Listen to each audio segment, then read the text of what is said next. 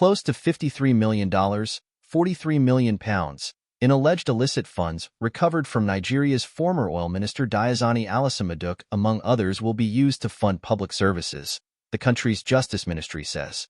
The money is being sent back to Nigeria from the U.S., whose authorities allege that Alison-Madueke enriched herself and others while leading Nigeria's state oil firm by awarding contracts in exchange for bribes.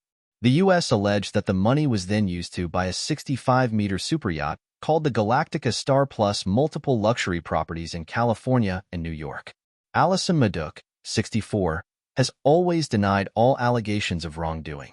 Her alleged ill-gotten gains are also under scrutiny in the UK, where 2 years ago she was charged with bribery offenses including gifts of Louis Vuitton luxury goods, payment of private school fees, and at least $127,000 in cash. A key figure in the administration of former President Goodluck Jonathan, she also served as the first female president of the oil exporters group OPEC. Her time as Nigeria's Minister of Petroleum Resources began in 2010 and ended in 2015. She previously served as Transport Minister and the Minister for Solid Minerals and Steel Development. The U.S. Department of Justice announced in 2023 the final resolution of 2 civil cases on the forfeiture of assets that were reportedly laundered in and through the U.S. by Alison-Madueke and her associates.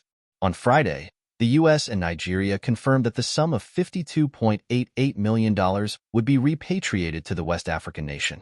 This will be the first repatriation to Nigeria of assets outside the West African country linked to Alison-Madueke, the Reuters news agency reports.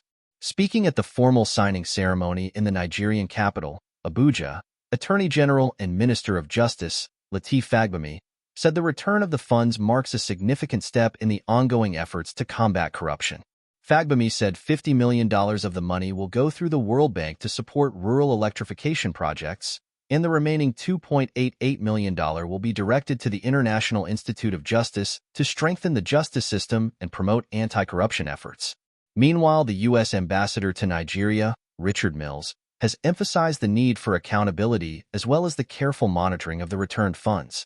The Ministry of Justice must guarantee that these funds are used transparently and effectively to improve the lives of Nigerians, he said. In November 2022, the U.S. government repatriated to Nigeria $20.6 million in assets allegedly stolen by former Nigerian military leader Gen Sani Abacha. 5 years ago, Washington transferred $311.8 million to the Nigerian government as part of a previous agreement to repatriate assets that traced back to the Abacha regime.